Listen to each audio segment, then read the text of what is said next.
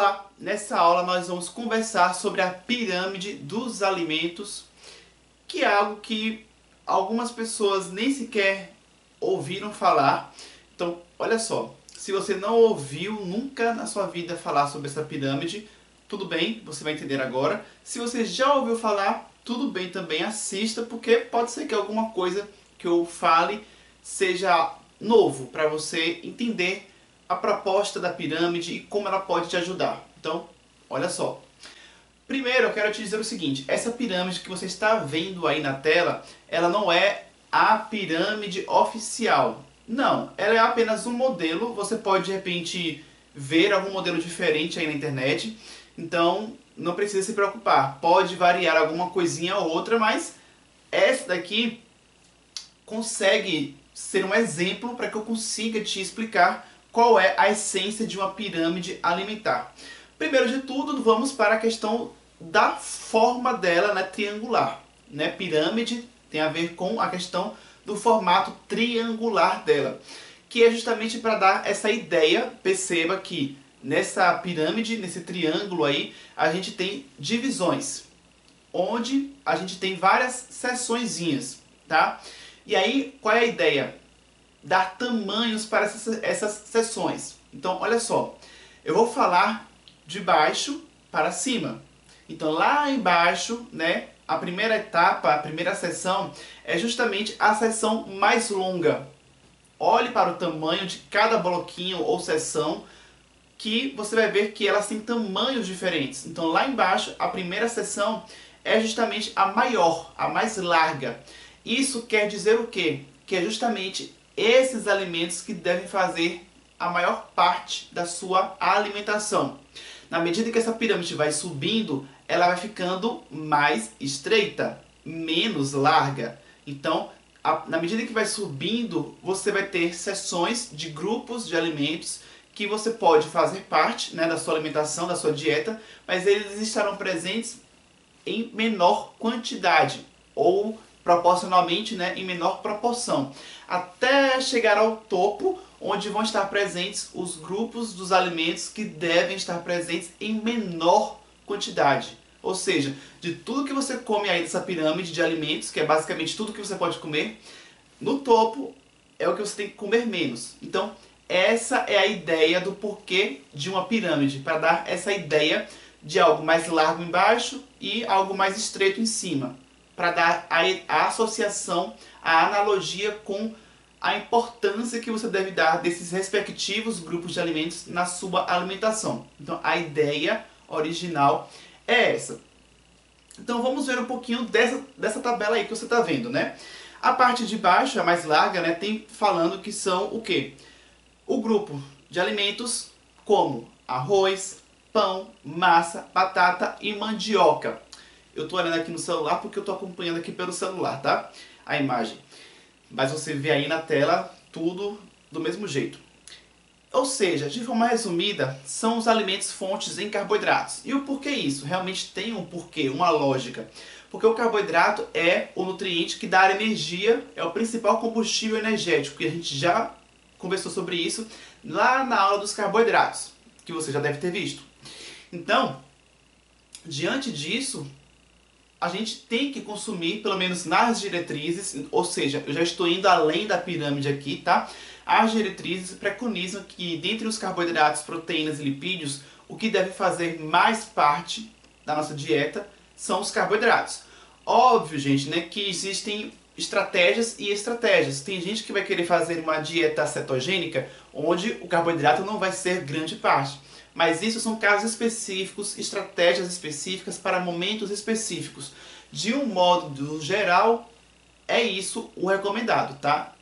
O carboidrato sendo o elemento mais presente na alimentação. E por isso que, quando a gente fala de pirâmide alimentar, a gente tem, geralmente, lá na parte de baixo, a parte mais larga, alimentos que sejam fontes em carboidratos, certo? Quando a gente sobe, a gente tem duas seções. A gente tem as seções dos legumes e das verduras e ao lado das frutas. Ou seja, gente, são os alimentos in natura, frutas, legumes e verduras. Eles fizeram a divisão, né, de dois blocos aí, mas é tudo uma coisa muito parecida, no sentido de que são elementos que são úteis para você temperar a sua comida, são ingredientes que você faz para montar uma salada para o seu almoço, ou uma sopa que você, né, além de uma proteína, você coloca legumes, verduras. Então são alimentos que devem fazer parte da sua alimentação, independente de qual seja o seu objetivo. Se é emagrecer, se é ganhar massa muscular, se o seu objetivo é estético ou se é por qualidade de vida, né, por saúde, porque você, enfim, está querendo melhorar a sua saúde por algum motivo, esses alimentos são essenciais, tá? Uma outra observação que eu faço. Nesses grupos de alimentos, por exemplo, vamos aqui para as frutas, né? Aí tem aqui 3 porções. Isso quer dizer o quê? Aqui, gente, não é uma regra. É apenas uma sugestão de que para a maioria das pessoas, adultas principalmente, né? As frutas, o ideal é que você consuma 3 porções de frutas por dia. Então isso aqui é uma sugestão. Agora, você pode encontrar uma pirâmide que ao invés de 3 porções, como é o caso dessa daqui, né? Você pode encontrar uma que vem escrita na parte das frutas 3 a 5 porções. Como eu disse, pode ter algum tipo de variação, depende da referência. Então pode ter algum tipo de diferença dessa que eu estou mostrando. Mas mesmo que seja uma que diga 3 a 5, tem no mínimo o quê? 3. Então essa aqui está mostrando 3 porções como sendo um mínimo saudável para você ingerir. Mas só para você ter uma noção, pelo menos aqui nessa parte das frutas, que é uma coisa mais fácil, eu diria, né, de eu conseguir exemplificar. Se você pega uma banana, aquela uma unidade de banana é uma porção. Se você consome uma maçã pequena, em torno de 120 gramas, né, mais ou menos ela tem, aquilo dali é uma porção. Então é só para você ter uma ideia, né, de que 3 porções seriam o quê?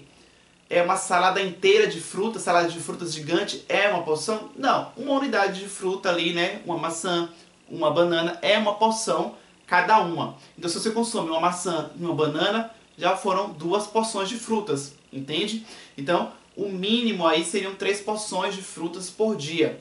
Óbvio que não significa que você precise consumir 10 porções, porque eu estou falando que 3 é o mínimo.